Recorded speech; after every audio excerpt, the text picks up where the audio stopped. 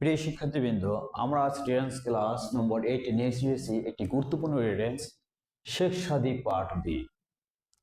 Sheikh Sadi part B এর আলোকে আমরা জেনে নেই এই প্যাসেজের মূল ভাবের ধারাবাহিকতা কি ছিল। একদিন শেখ সাদী ধনী বণিকদের সাথে বাগদাদ যাচ্ছিলেন। শেখ সাদীর কাছে ছিল একটি বান্ডিল, বইয়ের বান্ডিল এবং সামান্য পরিমাণ অর্থ, আর বণিকদের কাছে ছিল তাদের পণ্য এবং প্রচুর পরিমাণ অর্থ। তারা প্রথম 12 দিন নির্বিঘ্নে খুব সুন্দরভাবে ভ্রমণ করলেন। 13তম দিন তাদেরকে ডাকাত দল আক্রমণ করল। ডাকাত দল বণিকদের কাছ থেকে তাদের পণ্য এবং অর্থ কেড়ে নিলেন। তখন ডাকাত দলের সর্দার শেখ সাদীর কাছে গেলেন এবং শেখ সাদীকে বললেন তার কাছে যাহা কিছু আছে তাই দিয়ে দিতে। শেখ সাদী কি করলেন? ডাকাত দলের সর্দারকে বইয়ের বান্ডিল এবং সেই সামান্য পরিমাণ অর্থ দিয়ে দিলেন। তখন শেখ সাদী ডাকাত দলের সর্দারকে বললেন, এই বইগুলোর সুন্দর ব্যবহার করো। এবার আমরা আসি। আমরা জানি ক্লাস 6, 7, 8, 9, 10 এসএসসি পর্যন্ত ইংলিশ ফার্স্ট পেপারের 9 নম্বর প্রশ্নে আমাদের রিঅ্যারেঞ্জিং সেন্টেন্স আসে। আমরা লিখে নিয়েছি answer to the question number 9, 1, 2, 3, 4, 5, 6, 7, 8, 8 sentence আমরা পর্যায়ক্রমে সাজিয়ে নেব অ্যালফাবেটিকের সাথে মিলকরণ করে। এখানে আমরা এই প্যাসেজে পেয়েছিলাম ওয়ান ডে শেখ সাদী। আমরা যাব প্যাসেজে। এখানে এ নম্বর আছে দেন দ্য লিডার। বিতে one day Sheikh Shadi was going to Baghdad with a group of rich merchants. He had a bundle of books and some money with him.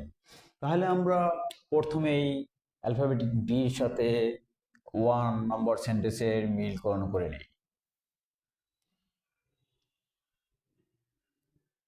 এরপর তার সাথে মার্চেন্টরা কি ছিল?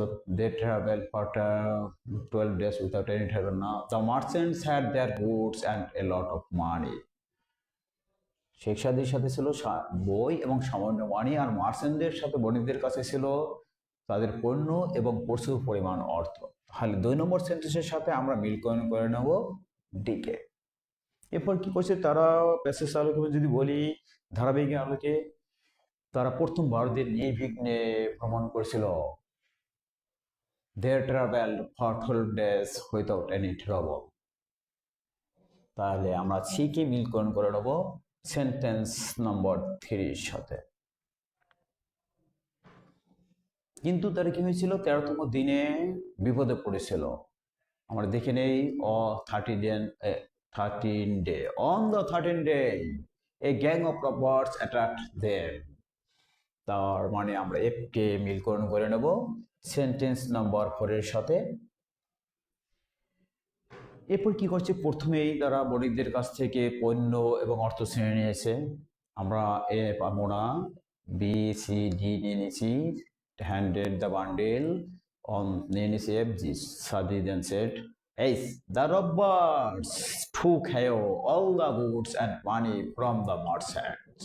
তাহলে আমরা বুঝতে পারছি এইচ নম্বরের সাথে মিলকরণ হবে 5 নম্বর সেন্টেন্সের সাথে।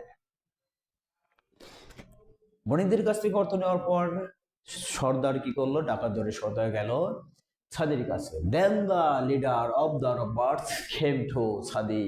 হি ordered Sadi to give all he had with him. তাহলে আমরা এর সাথে মিলকরণ করে নেব সেন্টেন্স নাম্বার 6। বাকি আছে 2টি সেন্টেন্স ই এবং জি। ইতে কি বলছে? শেখ সাদী হ্যান্ডেড। হ্যাঁ, শেখ সাদী দিয়ে দিল হিম তাকে the bundle of the books, ওই নির্দিষ্ট বইয়ের বান্ডিলটি, and also a little money he had without any fear. তাহলে এই সাথে মিলকরণ করে নেব আমরা 7 নম্বর সেন্টেন্স। সর্বশেষ একটি সেন্টেন্স জিতে আমরা মিল করে নেব 8 নম্বর সেন্টেন্সের সাথে। জিতিয়েছিল।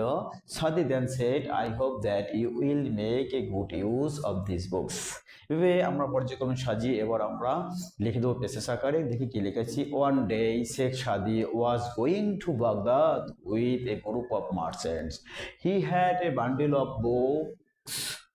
books and some money with him. The merchants had their goods and a lot of money. They traveled for 12 days without any trouble. On the 13th day, a gang of robbers attacked them. The robbers took away all the goods and money from the merchants. Then the leader of robbers came to the Sadi. He ordered Sadi to give all he had with him. Sheikh Sadi handed him the bundle of books and also a little money he had without any fear. Sadi then said, I hope that you will make good use of these books. Thank you so much আমার এই ক্লাসটি দেখার জন্য। আর যারা এখনো আমার চ্যানেলটি subscribe করেনি তারা অবশ্যই চ্যানেলটি সাবস্ক্রাইব করে আমাকে উৎসাহিত করবে।